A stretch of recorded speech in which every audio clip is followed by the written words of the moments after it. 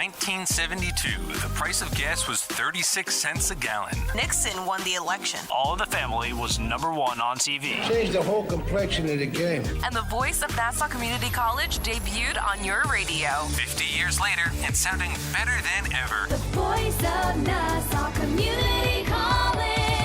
This is the award-winning 90.3 WHPC HD Garden City. Listen on your smart speaker. Play WHPC. And available on Odyssey, TuneIn, iHeart, and on the WHPC app. 90.3 WHPC.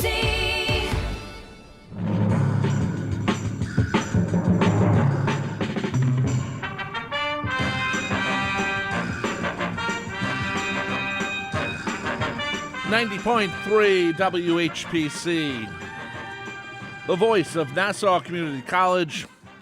Also, the 2022 Community College Radio Station of the Year, according to the Intercollegiate Broadcasting System.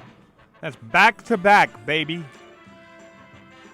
Congratulations to everyone here at the radio station, and thanks to Sean Novad for leading the way. As Timmy said, back-to-back. Baby. That means a lot.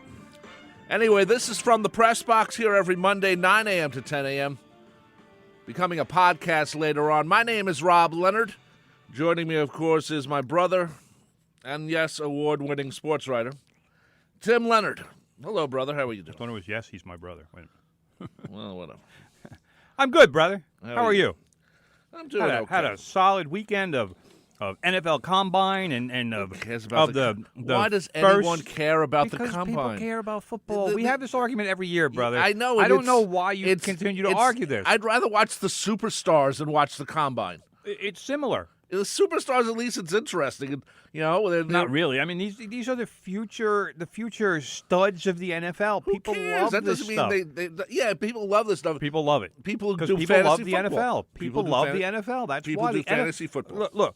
While baseball is sitting here shooting themselves in the foot yet again. Yeah. Here's the NFL with a basically it's kind of a made for TV event. It's just like the draft was. The draft is different. Who's going to be the fastest person? Who's going to bench press? The draft is different pounds? because you get characters. You got Mel Kiper. You used to have Chris Berman. You get all these guys, There's these some characters at the Combine. Yeah. Some of the same characters. The Combine, who cares? They can need run, stuff to do. They can run fast. It's like I said, it's the Superstars, just the NFL version. It's people love it because they love the NFL. They want everybody. Why I like the NFL, but I'm not watching this crap. I don't care. Well, because you're not a diehard NFL fan. I don't have fantasy football. That's why. Well, that too. But people, when you are a diehard sports fan, like the people who are interested in the Combine, they want information. They want to know who's going to be the next great player. They want to be able to dazzle their friends with a little tidbit that their friends who aren't quite as diehard won't know.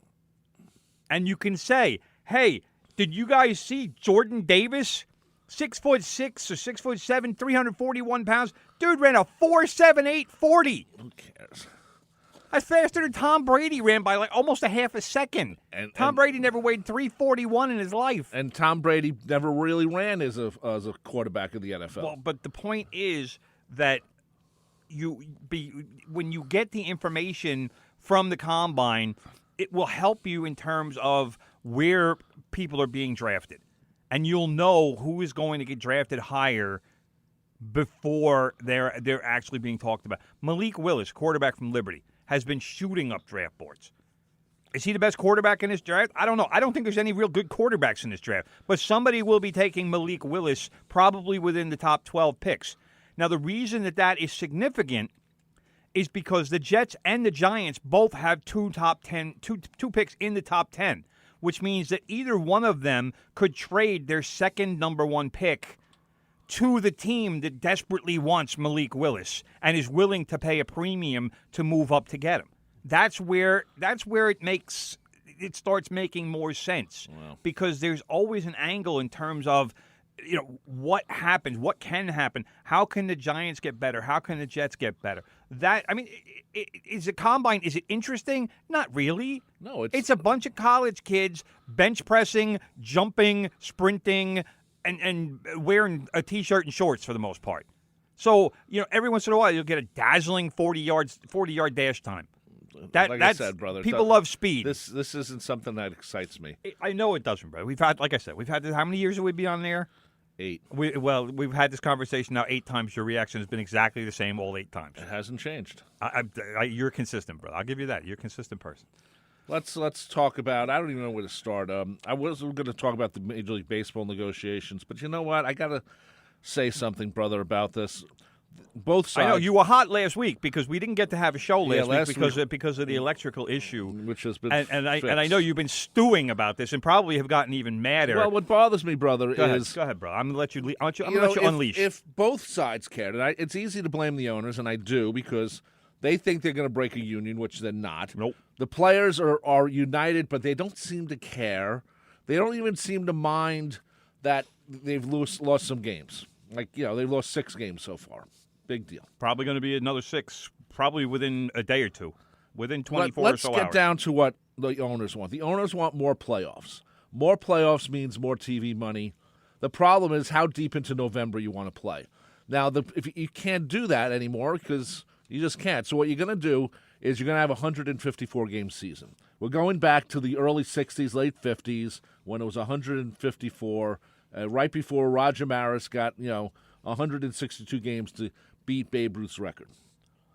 And he gets an asterisk later on, which was so right. And may I just interject momentarily, brother? If the season goes to 154 games, will the owners be looking to get a prorated 8-game discount off of player salaries? More than likely, they will. They will. I think, and they should. I think it would be in their best interest because if the players decide to say, "All right, yeah, we'll give you 14 teams in the playoffs," then every contract that has been signed for 162-game season. Well, the ones that have been signed are different. I'm talking about for the grandfather those. That's a lot of money, though. We're talking a lot of contracts. Yeah, but they can get that 14-team playoff thing, which is too many teams for the playoffs. It is.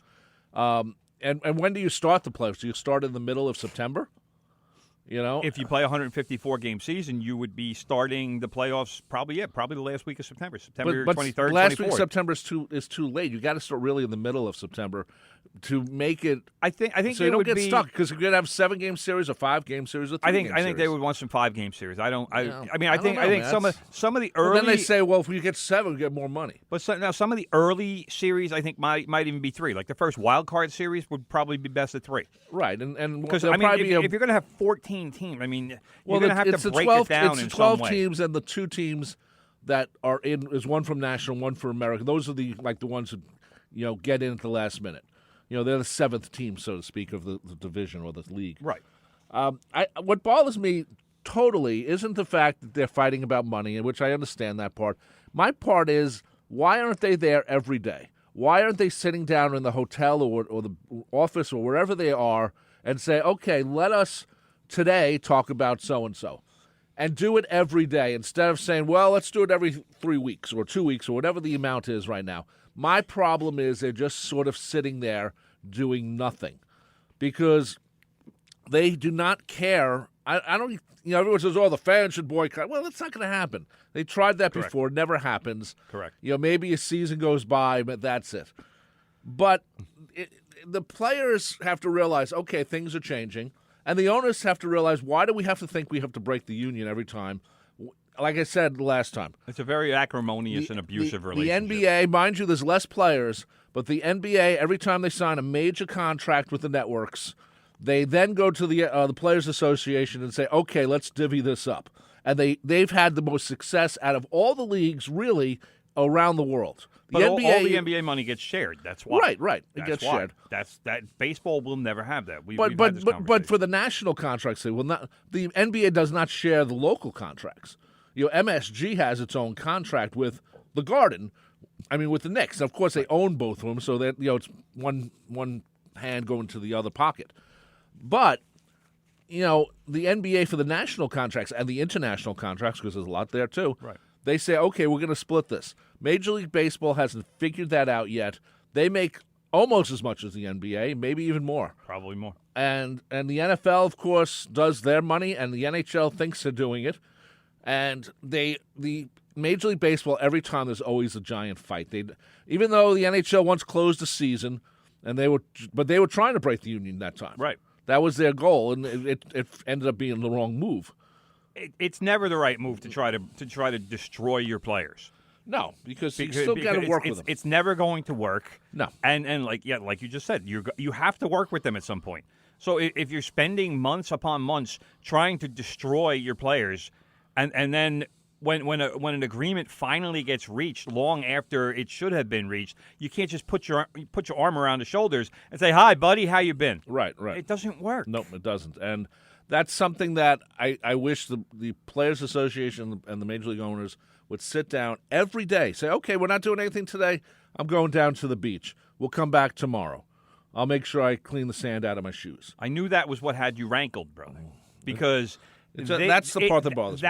That's the part that I think is bothering most baseball fans is the owners locked out the players a few weeks or whatever it was after the season. Okay, fine.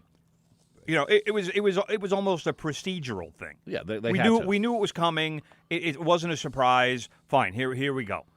But then they didn't talk for almost 3 months. It was they almost didn't even have a conversation. It's almost like in November. Well, if we start now, Thanksgiving's coming up, and we don't want to have that in the middle of it. That was when they did the locked lockout, right? And then it comes to December, and it's like, oh, okay, well, we got Christmas and Hanukkah, and we got New Year's Eve and New Year's Day, and let's just skip. January. Yeah, we're not in any kind of hurry. And then the Super Bowl's coming. We got to go down to that. And then all of a sudden it's February, and then they decide to start and then all of a sudden it's like, seriously. Yeah, and then all of a sudden it's like, oh, wow, hey, spring training's starting pretty soon. It was almost like the Major League owners were almost like tax time is sneaking up on them. Right. And I was like, oh, damn, I only got 2 weeks to get my taxes done. Right. And that's the part that bothers me. It was just, it's so stupid especially, that they didn't have constant dialogue. Especially after COVID-19, the last 2 seasons, sort of, I thought, took away from baseball a little bit out of all the sports because they basically played in one area. I know the hockey players did too, but people didn't mind that as much. The 60-game season in 2020 was a joke. Yeah, so and last year wasn't as bad, but still people were more afraid to come back because, they don't know what's going on. It took a while to get people back, and you're playing in 25% stadiums and half. And so this was the year they should have realized, okay, this is the year we regather our fans and they come out because, COVID's going down and they're about to get rid of a lot of silly rules. And they're not silly rules. Well, you know what I mean. The science is saying 2%. that we can. 2%. The science is saying that we are starting to get past it. Yes, yeah, and there's no variance if you watched the 60 Minutes thing last night, there's no variance on the horizon that they're concerned about. So that's all you care about. There's always stuff. It's never going to go down to zero, and that's the thing you have to remember. So what's bothering me is they're taking their time. By the time they get this going, let's say by Friday, they say, okay, we've settled this. That means they've lost another 6 games or even more. So we're talking about 12 games, that were 150 games. The next press conference that Rob Manfred has, the season's going down to 150 games. Yeah, probably. Because every time now, if he has one press conference a week, you're talking about another 6 games. Yep. And he has not been a leader on this. He should have sat down. No, his last press conference last week, all he kept talking about was how the owners put together a good proposal. He's the owner's boy. Right. So, of course, he's going to say the owners put together a good proposal. He's not going to say anything good about the players. His job as commissioner, he's supposed to be the steward of the game. He's not. He is the owner's errand boy at this point. That's what the commissioner is. Do you think Bowie Kuhn or Kennesaw Mountain Landis, if you want to go all the way back, or any of those guys would have been sitting there at a podium? Of course, Kennesaw Mountain Landis wouldn't because, who knows? They didn't even have really podiums and microphones back then. But you know what I mean. But he would not have been sitting there saying, wow, the owners are really making a good effort here. No. No. He also ran things with iron fist, and he also. But that's what we need. We need somebody. But he also disallowed blacks from joining the Major League Baseball. Let's not get into that. But that's a whole other thing with him. You're getting off topic. I know that, but the that's point. when you bring him the point is that right now, baseball needs somebody to take a look at both sides and say, "Look, give me what you want." And let somebody or let a committee or somebody sit down and work this out and say, look, all right, take a day or two, get it hammered out, and send it to both sides and say, look, this is what we think is fair for both of you. Yeah, well, can you live? Because if the players and the owners just keep going back and forth, we might not have a season. Well, I think you start in May then. It won't be done by then. They're not the line. So far apart. They'll get closer. They are Grand Canyon apart. But if you're going to start in May, which actually a lot of teams would like that because it's warmer, it's not cold. The owners don't care, and the reason the owners don't care is because the regional sports networks like Yes Network and SNY, they don't get refunds until a certain number of games are canceled. So if the season goes, say, like 135 games, it's a very minimal payback, right? But also to those networks. And I know the teams own the networks. I'm not even going to get into that. But the point being that the monies that the teams would have to refund is minimal until you get past like 30 games. Right. Then it starts really hurting the teams, and that's why we might not the season might not start until mid-May or June. I think it starts sometime in May. And like you said, the owners for the most part, they don't care about April because April is, except for opening day, April is low attendance because kids are in school, the weather's cold, there's a lot of afternoon games, so people are working, they can't go. So and April is almost a throwaway month for the owners because it's not a money-making month. So if April goes, they don't care. But they're never going to say that publicly. No. Because the fans are like, hey, we want baseball. That's we right. want to be able to celebrate spring. Because once pitchers and catchers show up, I don't care what the temperature is outside. I don't care if it's 20 degrees outside. It's spring in a lot of people's minds. I know. So people are almost like the fans are sitting here waiting to be able to say, okay, it's spring because spring training is happening. Well, on Saturday, I think it's Saturday night, we're turning the clocks ahead. We're not going to have baseball. No, There's not going to be anything going on baseball-wise except for college baseball and minor league baseball. And we don't care about college baseball. And I care about minor league baseball. Minor league baseball, that's fun. What's the point of minor league baseball if Major League Baseball isn't happening? But in New York, in our area, there's only the Ducks, the Cyclones, and now the Staten Island Ferry Hawks. So, those are the only three. Unaffiliated Staten Island Ferry Hawks. Right, they're in the Atlantic League. The Atlantic League. Though Randy Levine is part of the ownership. For those who don't know, he's like connected with the Yankees. Listeners can't see me rolling my eyes at but the mention of Randy Levine. The Yankees do have some portion, or Levine does, representing the Yankees. So the Yankees won't be giving them any players. No, that's the only thing you need to know. But if you remember, I think the Staten Island Yankees were affiliated with the New York Yankees, but there was no ownership owned. Right. But they're redoing that stadium. If the Yankees if the Yankees had ownership of Staten Island Yankees, the Yankees wouldn't have screwed the Staten Island Yankees. Right. But this time they have it, and they're redoing the place, and it actually looks pretty good with the pictures I've seen. Now, but it had fallen into some disrepair, too. So they needed to fix it up. But that's when Major League Baseball, 2 years ago, gets rid of minor league baseball. Well, last year when they got rid of because they were looking to save money. Yes. But not realizing that minor league baseball is what feeds the players because you could just grab players. That's how they want to save money. Yeah, but they don't want they figure. I mean, and to a certain extent, I can say that they figure rightly on some of this. I'm certainly not agreeing with getting rid of 40 teams because for a lot of people in the country, minor league baseball is the only baseball they get. Right, and that's the part that's unfair. But the owners look at it as, well, I have to pay 15 players to develop one. Because they're looking at the star player, the Francisco Alvarez for the Mets catching prospect, Brett Beatty, the third base prospect. They're looking at, I got to pay the rest of his teammates to put around him and have a game to develop that guy. But you know what? You also get a guy like Derek Jeter. Who was that same kind of guy. Same type of guy. We should speak very quickly about Derek Jeter. We weren't on last week, so we couldn't mention it. Derek Jeter has left the Miami Marlins that's why ownership. You brought up Derek Jeter? Yeah, and he was general manager. He is now unaffiliated with the team. And I didn't read this, but they had to buy his share. portion back. Yeah, I wonder how much he got for it. I don't know. He put in about $30 million. He probably got a little more. I would hope he got at least 40. He probably did because it was, the teams. When he came in a few years ago, the team was worth one value. I'm sure it's gone up. All teams have gone up. The teams never go down. The values never go down. That's why the owners, as far as I'm concerned, don't have a leg to stand on as far as this whole negotiations go. Well, they should be. But it's separate pockets: stadium, network, team. If they own a minor league team, if they own the production company that works with the network, it's all ownership and separate pockets.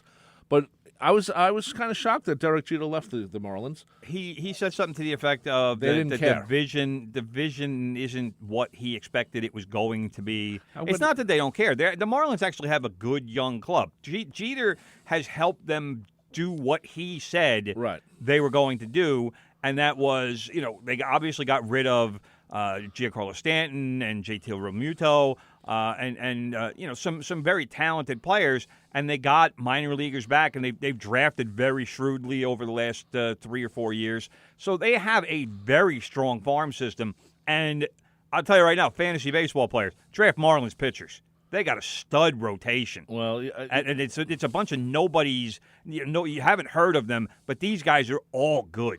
Well, why wouldn't you stay around then? Unless it's that bad with the ownership that they're not going to say, well, don't invest any money in our team. We like what we have.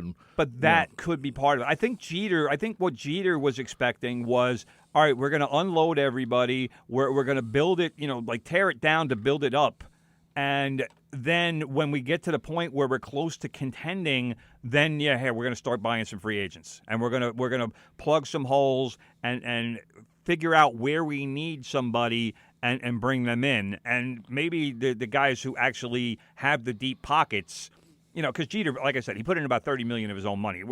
That's nothing when you're talking about, what was it, $1.2 billion that they bought that club for. So it was like 1%, maybe. No, he got. I think it was 3 to 5%. Obviously, part of his value is being Derek Jeter. It gives them legitimacy, and it allowed them to do what they did to the team. When you trade your 3 best players, Christian Yelich and Realmuto and Stanton, when you trade them for minor leaguers who aren't going to see a major league game for at least 4 years, you need Derek Jeter there to take the hits, and he did take the hits. But if they're looking at what they have and saying, well, you know what, we don't really need to spend the money. We have guys who are pretty much major league ready. Well, now Derek Jeter is like, all right, we're going to be a pretty good team, but we're certainly not going to be able to win a World Series like that.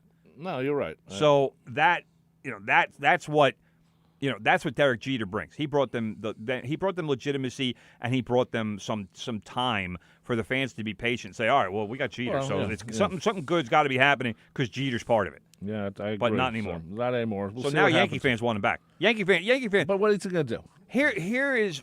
You got to get rid of Brian Cashman. Here is where I hate Yankee fans. Get because in as line. soon the Get in day. line. The day that was announced that Jeter put it out there, I am no longer with the Marlins. I can't tell you how many hundreds of tweets I saw that said, "Oh, bring in Jeter, replace Cashman." Yeah, and that's not going to happen. Are you stupid? That's not happening. Derek Jeter's not a GM. No, it's not. That's not what his job was. No, bring him in as a partner to Hal in some capacity, fine. But Jeter's not a GM. He never has been. He never will be. Everyone thought he was, but he really wasn't. He was the face of the franchise. I don't know how many deals he was making or what he was doing, but the Marlins have a GM. It wasn't Derek Jeter. Of course, the thing is that maybe the owners of the Marlins realize what Jeter's done, and they said basically get rid of you and you can leave on your own, but we're going to take credit for it. Maybe that could have something to do with it because let's face it, Jeter obviously was getting a lot of the credit because he was the face. They wanted him to be the face. That's why he was brought in. That's why he was part of the whole thing. When you're that famous and you bring you're the face. There aren't many people in baseball who have more credibility than Derek Jeter does. That's right.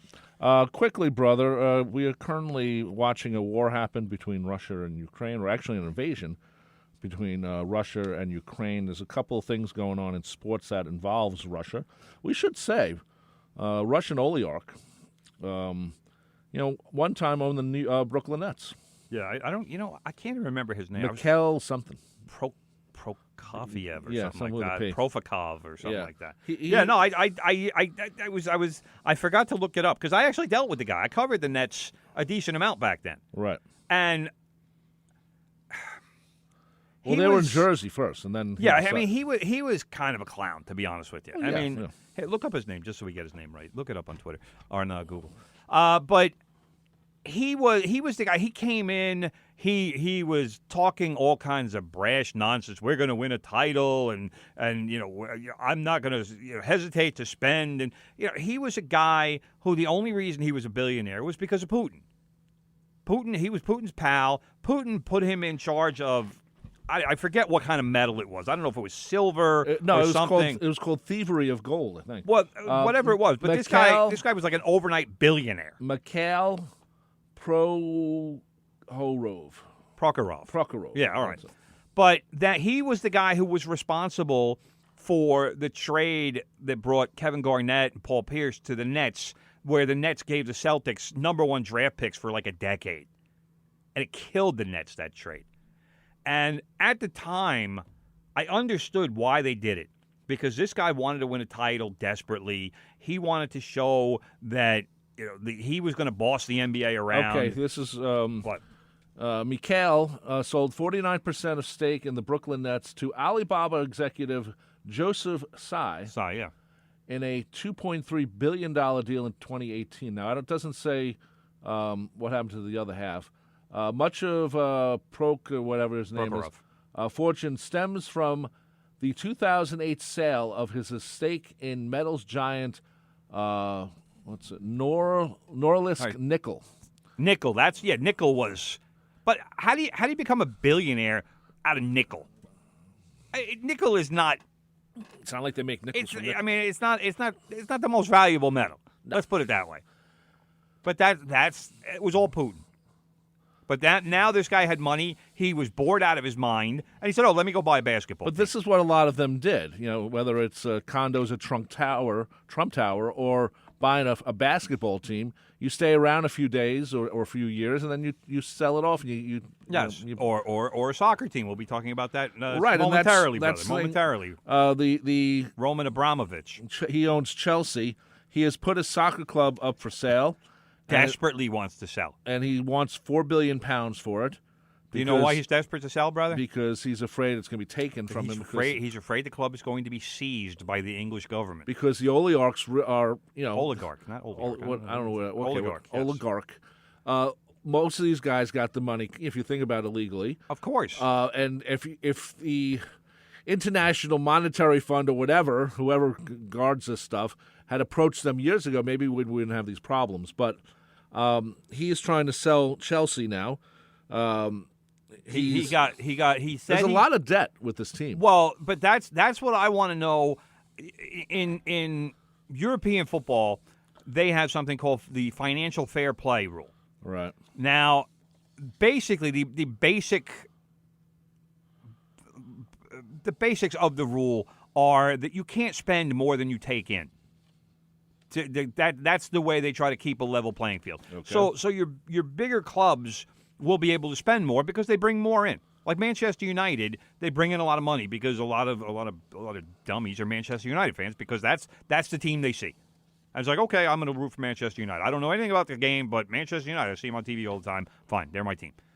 So the other issue with Chelsea is that there is a $1.5 billion in loans. Yeah. So. That Abramovich has said doesn't have to be paid back to him. Well, what about financial fair play? Right. All of a sudden, I don't know what's going on with that. Or, I mean, that's fine. That what they'll probably do is write it into the sale price somehow. But there's also $2 billion in debt. So I don't know what Abramovich is actually going to see out of this. And then he says that he's going to take the proceeds from the sale and donate it to victims of the war.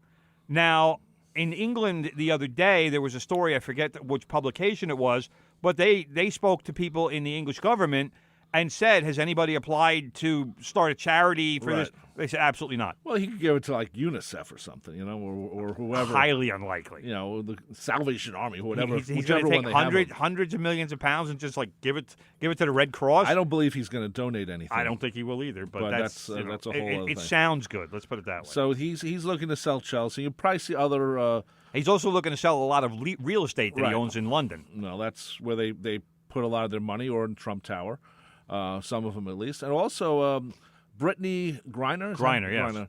Yes. She's been arrested. She's playing. She's a WNBA star, but she's been playing in Russia because that's where they go during the. That's where they make. That's where the women's basketball players make money. Off season.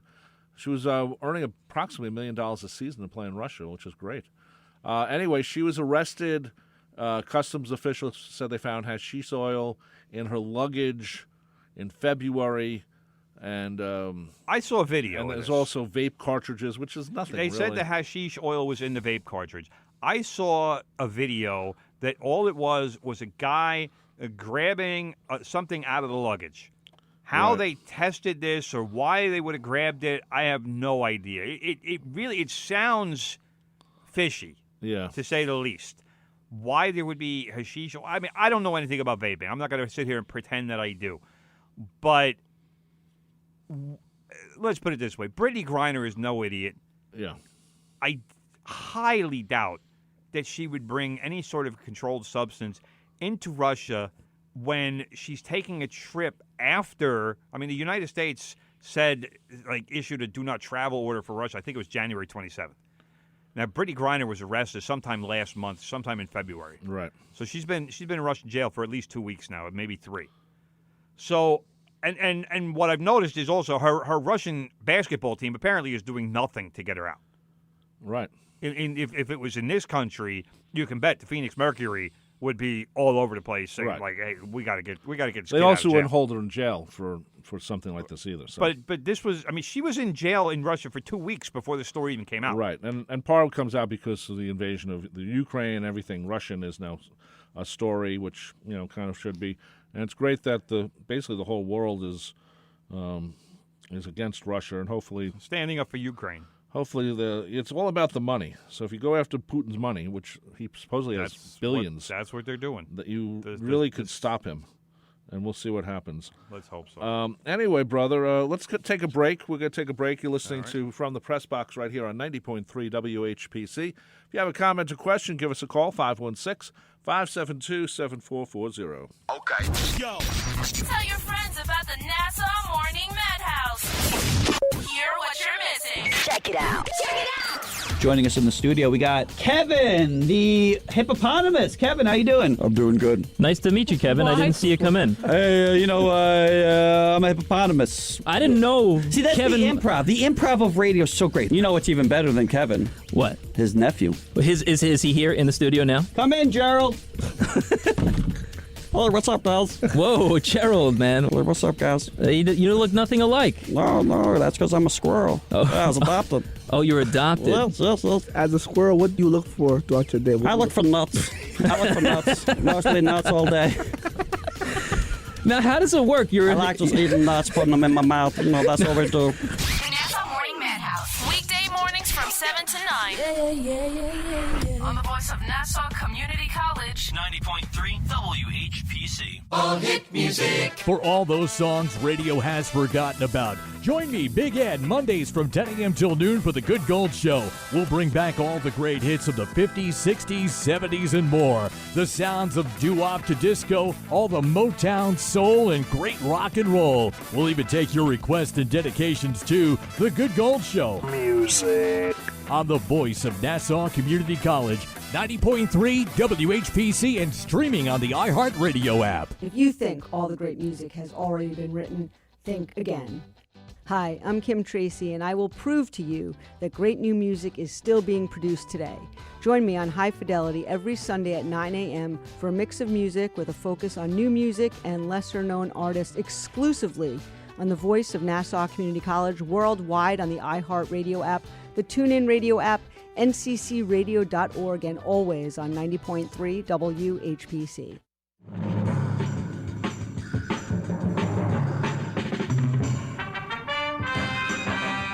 Welcome back to From the Press Box right here on 90.3 WHPC, the voice of Nassau Community College. I'm Rob Leonard. He's Tim Leonard. 516-572-7440. Brother, I don't know if you know this, but Your Family's Health is on every Tuesday at 3 p.m. Join Professor Janine Cook-Garrard from the NCC Nursing Department as she discusses health issues concerning us all. Nice. That's Your Family's Health every Tuesday at 3 p.m. right here on 90.3 WHPC. By the way, brother, just doing a little research here, Mikhail Prokhorov. He originally sold 49% to Joseph Tsai. Right. He the next year sold the other 51%. Right. So he doesn't own anything. And it should be said, because of the whole thing with the Nets moving to the what now is the Barclays Center, where they basically sort of said, this is where we want to be, and we're going to buy people out. And it wasn't the nicest trade-off for some of these people who'd been there in a long time.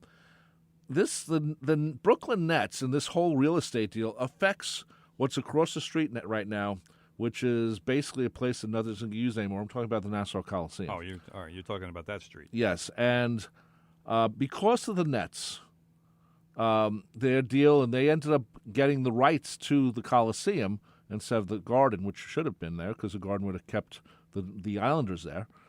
They would have found a way to keep the seats and everything. But now we have a nice, shiny new arena. Which all my Islander fans, we haven't been to a game yet, but all my Islander fans are upset.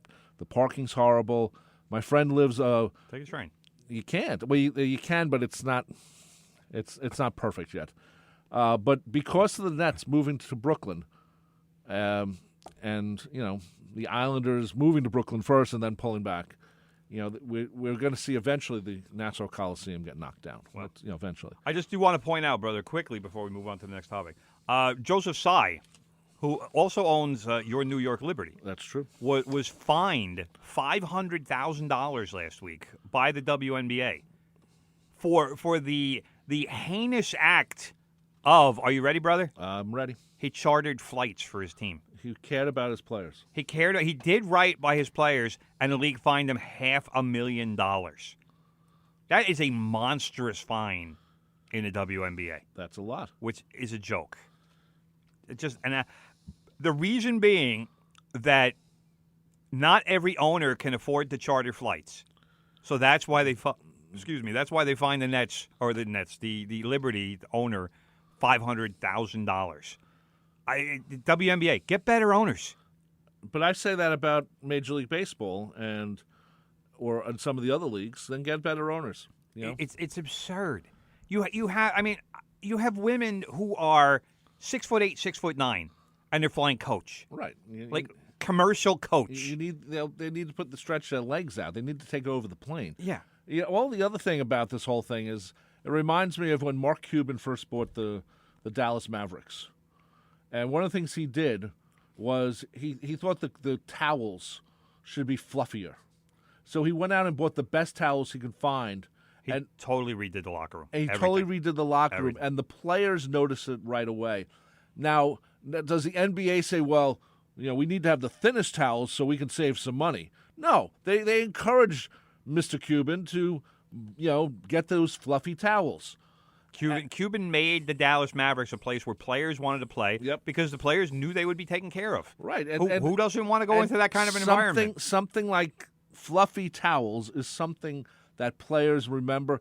And the Liberty booking a private flight for their players is just as nice just because the rest of the league doesn't have that or maybe they don't want to use their money for that.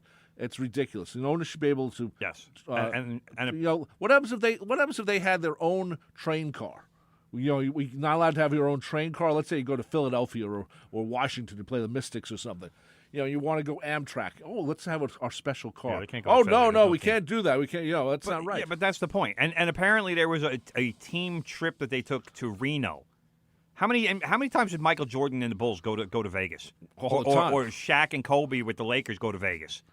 Yeah, all the time. If you're in Los Angeles, apparently the WNBA teams aren't allowed to go to Reno.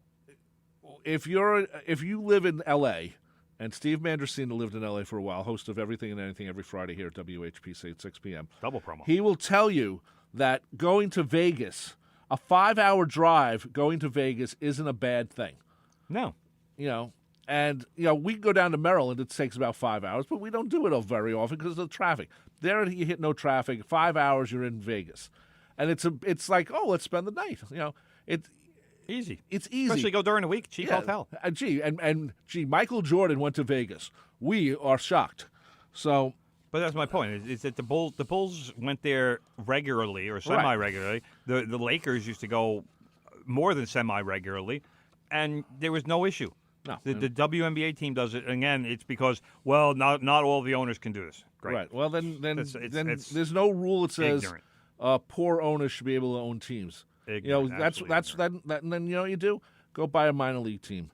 Exactly. You go buy a USFL team when they become available. Good call, brother. Anyway, brother, quickly, Kevin Durant is back. Speaking of the Nets. How about that? But the Nets still losing. They're not doing what they should be doing, and that's really dominating the. We're still waiting for Ben Simmons to play a game. Who knows when that's going to happen? It's at least a week away. Right. So basically, by the time Ben Simmons, who the Nets got from the Philadelphia 76ers in exchange for James Harden and got some other guys back, by the time Ben Simmons, the real reason for the trade, is able to play, there's going to be about 10 games left in the season. So the Nets right now are clinging to one of those play-in game spots because they lost to the Celtics last night. Jason Tatum scored 54 points last night for the Celtics. What an impressive game that was. But by the time Ben Simmons gets the Nets right now are under 500. They are 32 and 33, just 2 games ahead of the Washington Wizards for the last play-in spot in the Eastern Conference. Yep. This is a team that everybody says, they still keep saying it, and I'm not really sure why they keep saying it. Oh, these Stephen A. Smith types. Well, once the Nets get everybody together, they're a championship contender. No. Well, they've won like 3 of their last 20 games or something like that. So Kevin Durant was out for an extended period because of a knee injury, but he's back now, and I'm still not seeing it. And Kyrie played last night against the Celtics. Back in Boston, where Kyrie played, Boston fans were chanting, "Kyrie sucks." What's with Boston fans? That's all they do is chant, "Yankees suck, Kyrie sucks." Everybody sucks. Get over the fact that you live in a second-class city. It's part, brother, because they have the T and not a Subway. Jealousy. That's what it is. It's all jealousy. Kyrie was going on. He was laughing the whole time. But Kyrie still hasn't played a home game. And he's not going to probably for the rest of the season. Unless the city or the state or both change their rules about COVID. They still really haven't gotten rid of it's not there where you don't need shots anymore. When they say you can come back, you don't need the shots, whatever. He will play again in Brooklyn. That's not happening right now. And it's probably not going to happen for a while. It probably won't happen until after the season. I think Kyrie doesn't really matter at this point. He's not a person that the Nets. But he does matter. But he doesn't. They need him. They need him, but he's not helping when he's playing. Well, no, he is. But again, they need more. Yeah. And that's the problem because there's still a couple guys missing. But Durant and Irving are supposed to be enough for the Nets to win games, and so far it's not happening. They need to go on a winning streak. Is basically what they need to do. Ben Simmons needs to get on the court and help them out with playing some defense because that's been a big issue for the Nets. And then we need to see. I mean, it would be fun if the Nets and the 76ers met in the playoffs. That would be a blast, actually. Well, yeah, 2 versus 8. But it's possible. It could happen. Yeah. But we need to see what's going on with the Nets, and I would like to see the 3 of them play together just to see where the Nets are, and to see what they might have for next season. We said that last year about the mighty 3, but they never played together. Yeah, I know. They played 13 games together. That's what I'm saying. What I'm saying is that we waited for those 3, and it never really happened. Exactly. So we'll see where it's going and what's happening, but no, man, it's rough. Hold on, I guess. Oh, we're going Knicks. God bless you, brother. God bless. By the way, any Chelsea fans who are listening, call in. I want to hear because this was disgusting to me, that the Chelsea fans were again on Twitter. They were crying that Abramovich was going to have to sell the team because they care more about winning football matches than they do about the fact that the guy that owns their team is pals with Putin and is it's probably helping to finance a war in some way here. Maybe. So that's an issue. And they were like, oh no, Roman can't sell the team. We'll never be the same. Yeah. Well, too bad. Right. By the way, brother, we haven't talked about yesterday, or maybe it's the day before, whenever it was. I heard crying in the air, and I said, "It must be my brother." Who was crying, brother? I think it was you. You know, you're in Queens, I'm in Nassau County, but I heard a faint crying. What was I crying about? And I realized that Coach K is retiring. Wasn't crying about that. And I'm saying, boy, I cried yesterday when Maryland was getting their butts kicked by Michigan State. That might have been what you heard. I said, wow, I can't believe my brother's so sensitive with Coach K. Maryland didn't score their first basket yesterday against Michigan State until 9 minutes into the game. Anyway, it was horrible. Coach K has... no, I was happy about this Coach K game. Well, they lost. He's out. That's why I was happy about it. You know, anybody who is a regular listener of the show, brother, should know that, first of all, I'm not going to get all misty-eyed about Coach K, but they should know that when North Carolina and Duke play, that I root for a roof collapse. I've been doing that for years, decades even. Yep. But Duke played North Carolina in the final home game for Coach K at Cameron Indoor Stadium. Final score, North Carolina 94, Duke 81. Well done, Tar Heels. Well done, Hubert Davis. Nice job. Well, it's kind of sad because I guess, Coach K will have sort of a home game when they give Duke a good playoff spot on the You know that NCAA they've been doing it for how many more decades? How many times has Duke gotten to their first two NCAA tournament games within 50 or 100 miles of home? And what happens? It becomes a Duke Come on, home game. it's a short bus trip. I know. So I can't believe Coach K is retiring, though. You know, he's been around forever. He's like 92 or something. Really? Come on, he's like got to be older than John Wooden at this point. I'll do a search on that because it's time, bro. The guy's been coaching for 40-something years, maybe 50-something. I don't even know. It's ridiculous. It's time. Let the guy enjoy the rest of his life. 75 years old. Yeah, February 13th, so he's been coaching 1947. about close to 50 years. He was a head coach at Army when he was like 20-something. Yeah. So yeah, he's been he's retiring. He's retiring as the all-time winningest coach in NCAA history. I'll give him his props. The guy, he's a great coach. You know, I don't like him. I'm never going to like him, but I can't deny the fact that he's a great coach. I didn't like Bobby Knight much either, right. But he's a great coach. You know, terrible personality, but great coach. So, you know, I will respect what he has done in the game. I will not, like I said, I will not like him. I will really, there are some things that he has done that never got the publicity that they deserve. That's why I will never like him. He has bullied student media. How do you bully student media? What's in that for you? I mean, like, you know, you're a giant the Duke paper on the Duke campus. Newspaper, like the Hofstra Chronicle. Exactly. If the Nassau Community College vignette. If back in the day, Dick Berg, the Hofstra basketball coach, would have locked me in an office and berated me about an article that I wrote critiquing his basketball team, I can't even begin to tell you how many profanities would have come out of my mouth directed at him.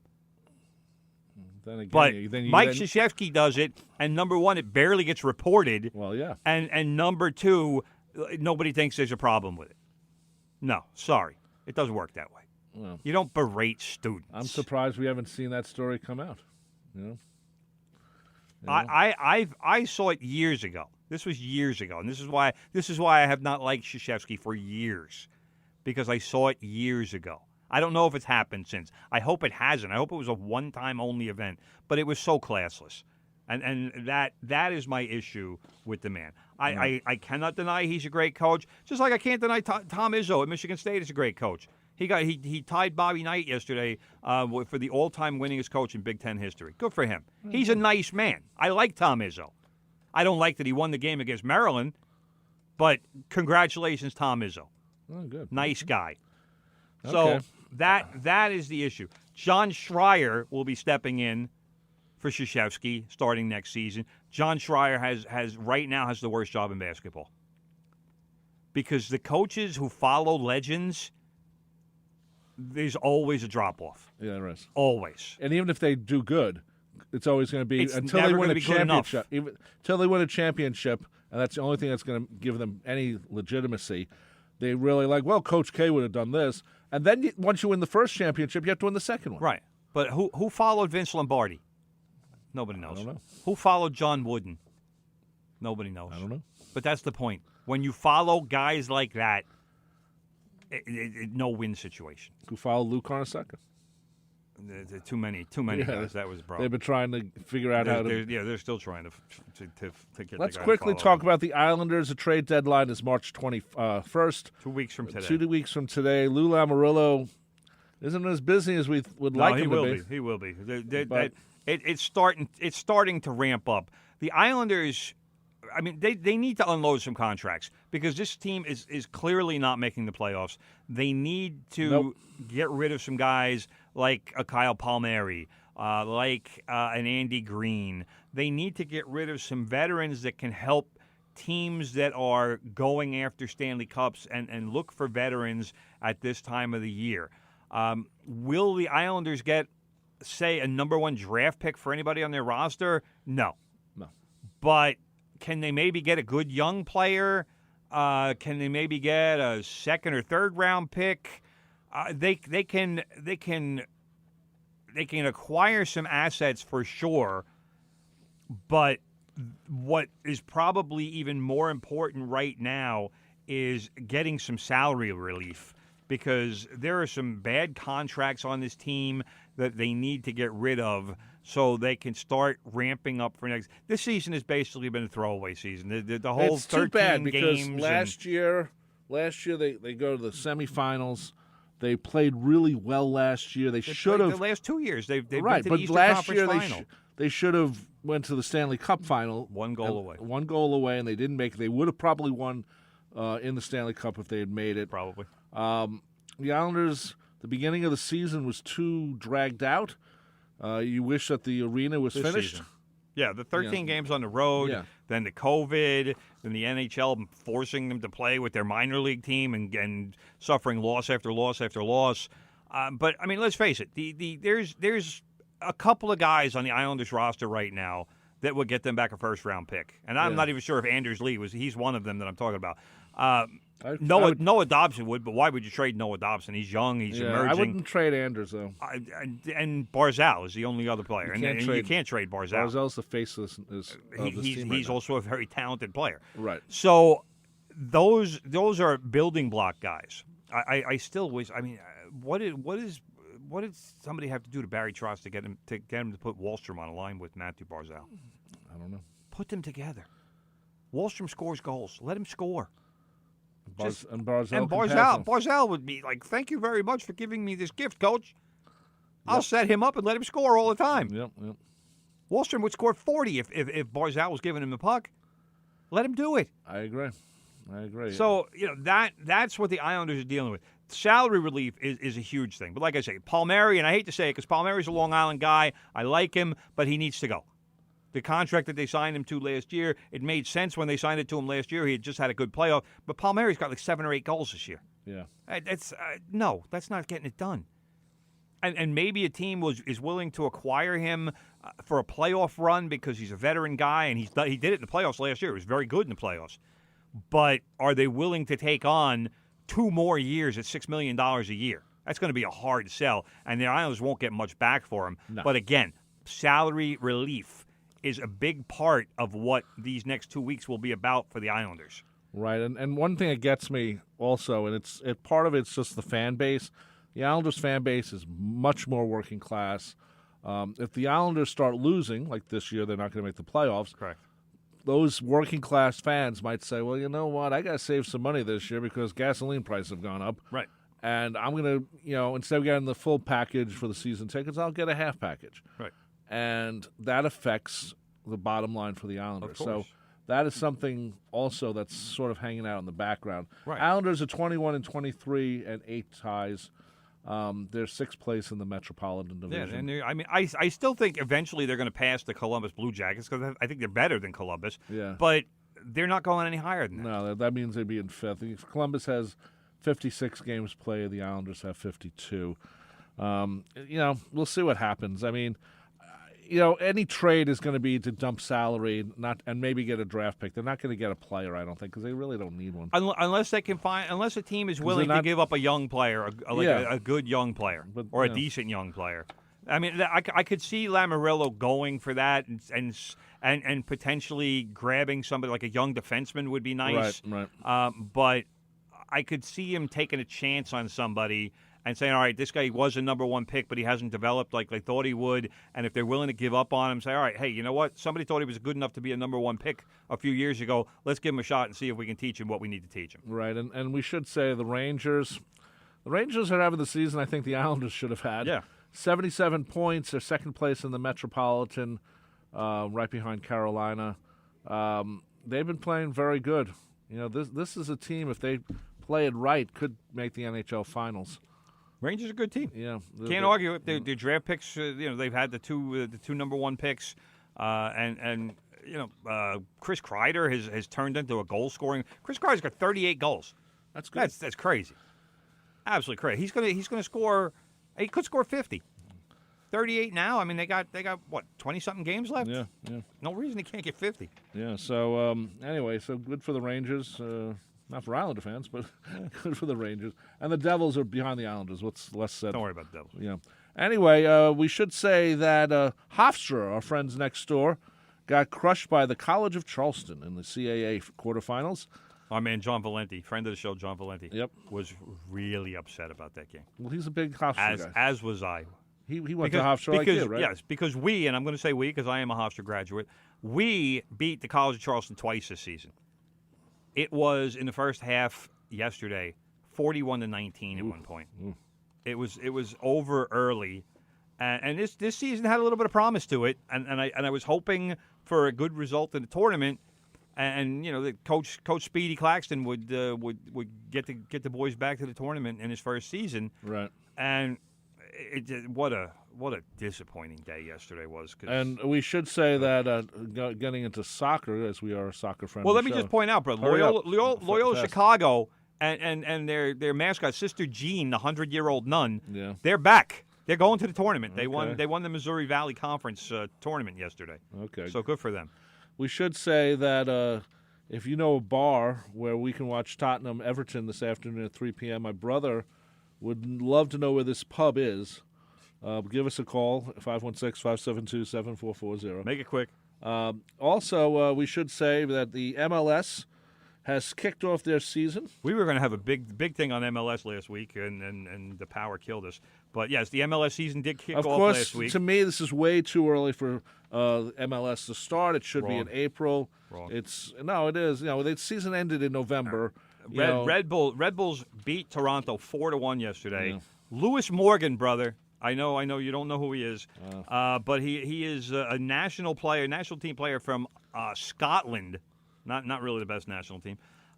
He scored a hat trick yesterday in 23 minutes. That's good. That's really good. That's good. And the Red Bulls had a 4-1 win. The Red Bulls are 2-0 because they had a 3-1 season opening win against San Jose to start the season. So the Red Bulls are looking good. Like I said, it's way too early for... All right, reigning and MLS champion NYCFC, your favorite team, yeah, has gotten off to a slow start. They have a loss and a draw. What's their name, brother? NYCFC, brother. What's their nickname? The NYCFC. Yeah, that's not a nickname. Starting with a loss and a draw in their first 2 matches. That's they got the target on their backs this season. Everybody wants a piece of the champion. Premier League, brother, we had Manchester City and Manchester United yesterday. City with the 4-1 drubbing of United. Kevin De Bruyne with 2 goals and an assist for Manchester City. Your Liverpool defeated West Ham to stay 6 points behind. Chelsea hammered Burnley to stay in third. And yes, like you said, my Tottenham Hotspur will be playing at 3 p.m. I will be in front of a television.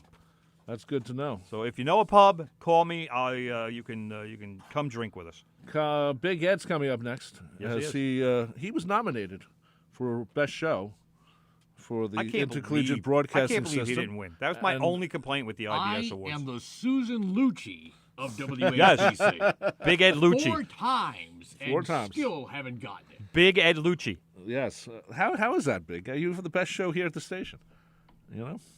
I have no idea. At least we won the big one. That Yes, is we what won the matters. big award. The Like, station as- got the biggest. As Sean said before the show, if we're gonna get one award, that's the award you want. That's right. Best station. But Big Ed Lucci, man. I don't know, Big man. Ed Lucci. Yeah. Next year, Big Ed. Big Ed. Next year is your year, Big Ed. We're working I would on think. it. We got to get an internet vote among as part of the judging. Yeah, if we can do that, because we are the best on Long Island. Yes. Anyway, thank you, brother. Another great show. My name is Rob Leonard. He is Tim Leonard. This is From the Press Box. This show becomes a podcast later on if you missed it or want to hear it again. And thank you for listening to us. Big Ed with Good Gold's coming up next. Take care and bye-bye.